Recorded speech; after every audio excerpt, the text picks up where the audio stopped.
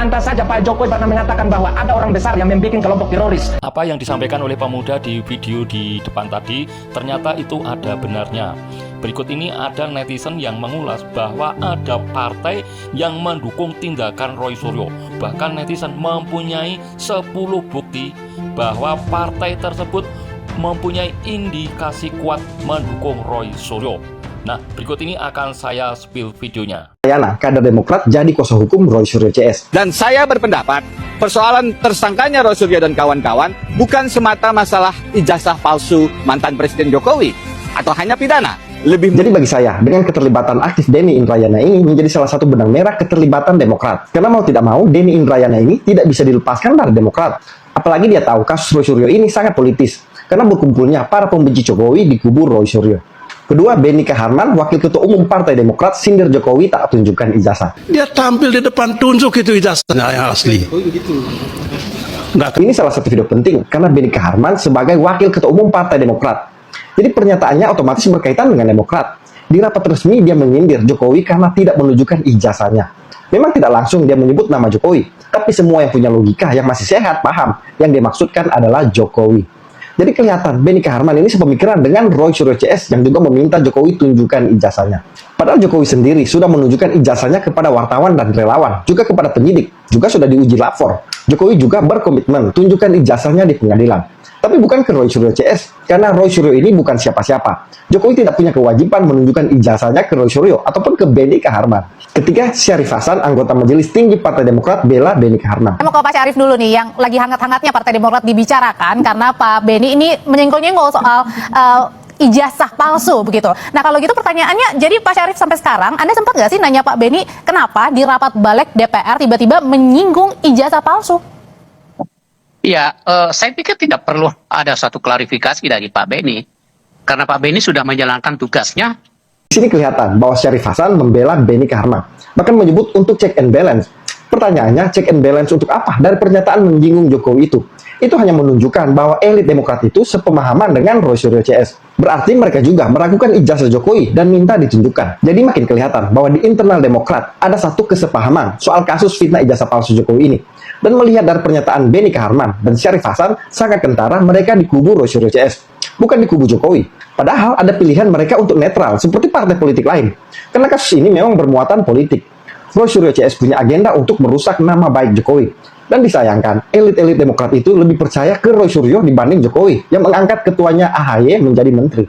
Keempat, Didi Irwandi, politisi Demokrat, minta Jokowi tunjukkan ijazahnya. Obama ya, atau apa namanya yang baru di Indonesia Pak Arsul Sani, ini selesai tidak sampai 5 menit. Politisi Demokrat Didi Irwandi ini terang dan jelas dia meminta ijazah Jokowi ditunjukkan, dan ini sama persis dengan narasi yang terus dimainkan Roy Suryo CS, yaitu meminta Jokowi juga tunjukkan ijazahnya. Didi Irwandi mengambil contoh Obama dan Arsul Sani yang menunjukkan ijazahnya, padahal konteksnya berbeda dengan Jokowi. Di kasus Jokowi, sejak awal, Roy Suryo CS langsung memfitnah ijazah Jokowi palsu dan terus merendahkan Jokowi dengan berbagai orkestrasi.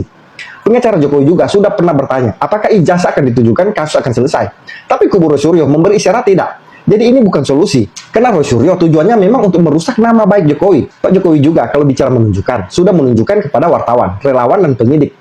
Jadi tidak ada yang tertutup. Pak Jokowi memang memilih tidak menunjukkan kepada Roy Suryo CS karena Roy Suryo CS ini tidak punya kewenangan. Nanti di pengadilan, ijazah itu akan diperlihatkan hakim kepada publik. Disitulah ranah yang tepat untuk diperlihatkan. Ketujuh, politisi Demokrat Ruslan Buton bela Roy Suryo CS. Lembaga kepolisian kembali menunjukkan arogansinya melalui Polda Metro Jaya dengan menetapkan 8 tersangka Roy Suryo CS. Ini lagi salah satu kader Demokrat yang jelas-jelas membela Roy Suryo CS. Namanya Ruslan Buton, mantan caleg Demokrat yang juga mantan TNI yang dipecat dengan tidak hormat. Karena Ruslan Buton ini terlibat penganiayaan hingga tewas seorang petani yang hanya mencuri singkong. Ruslan Buton ini memang dikenal juga pembenci Jokowi. Keenam, pengamat politik Agung Baskoro analisa keterlibatan Partai Demokrat. Isu dugaan ijazah palsu Pak Jokowi ini dengan kaitannya di Cawapres 2029 kejauhan nggak sih kaitan itu? Ya kalau dalam politik nggak ada yang jauh ataupun yang dekat, kapanpun bisa saja panas mesin itu. Tapi begini, secara kualitatif memang susah untuk dimungkiri bahwa isu ijazah ini dekat dengan teman-teman Partai Demokrat semacam itu. Jadi kan Agung Baskoro ini mewakili kacamata publik. Karena yang kelihatan memang banyak politisi Demokrat tampil pasang badan membela Roy Suryo CS dan menyerang Jokowi. Jadi Demokrat makin sulit memberikan bantahan atas peran partai berlambang Mercy itu. Ketujuh, Andi Aswan curiga dengan banyak politisi Demokrat terlibat. Karena ada big question lah di publik ini. Karena yang muncul ini aktor-aktor yang muncul yang baru ini banyak adalah oknum dari Demokrat. Ya. Partai Demokrat itu. Ya. Memang keterlibatan dari banyak politisi Demokrat ini menjadi tanda tanya besar.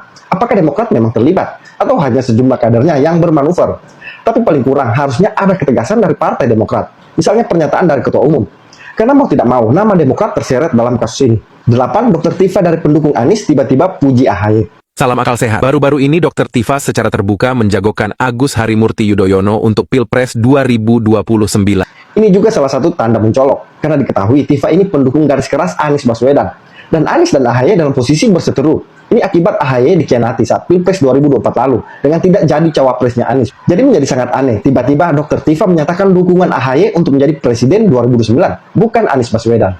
9. Terungkap SBY bicara khusus dengan Roy Suryo. Mas Roy, ini kan jalannya Mas Roy dan teman-teman untuk membuktikan ijazah Pak Jokowi ini kan kayaknya menjalani jalan berliku-liku, berbatu-batu, berat banget. Pernah nggak ngobrol sama SBY, tolong dong ini bantu kita atau gimana gitu? Nah, pada saatnya nanti akan saya ceritakan.